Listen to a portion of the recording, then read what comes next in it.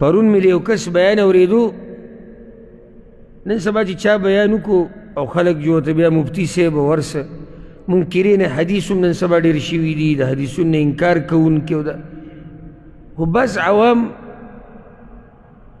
چې د علماو په سرپرستۍ کې نه هغوی په دوکه شي. لکه بعض منکرین حدیث نن سبا یو څو پکې داسې نمونې پیدا شوي دي په کولونو والا او بریتو والا او داسې یو څو نورې نمونې ورسره دي. هغه پرون پکې وایي یو بیان کې وایي قبر کې عذاب داسې وخاندي.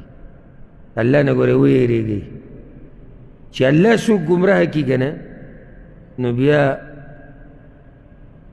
هدایت ته څوک نشي راوستی. لکه وایي مولانا صاحب موږ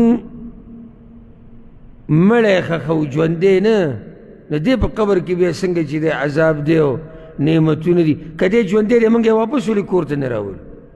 او ما په اوله ورځ ویلو چې کوم سړی د پیغمبر صلی الله علیه وسلم د یو حدیث ګستاخي شروع کړي که نه دی رو رو الله یې د ټول دین نه خلاصوي. زما دا خبره ولیکئ.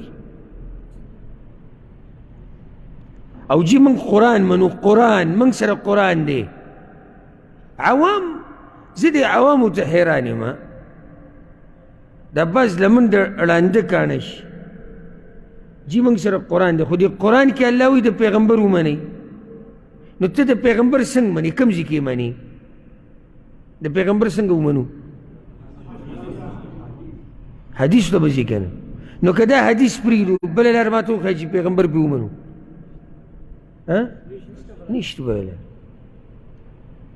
د نوې قبر کې دا عذابونه او قبر کې دا کوم ځای کې دي؟ موږ جي مړی ښخوو، موږ ژوندی نه ښخوو.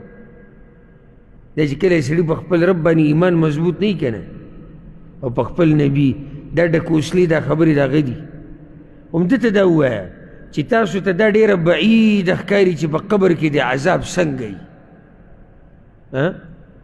ګرانه ورته ښکاري که نه ځکه چې هلته په خپل ربي ایمان کمزوری دی، ایمان یې صحیح نه دی. ځکه نو دې سره به څه کوئ؟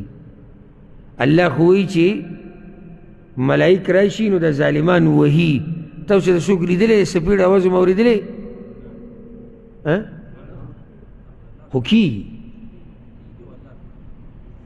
نه موږ ته هم پته دی چې کېږي ځکه چې الله راته ووایي.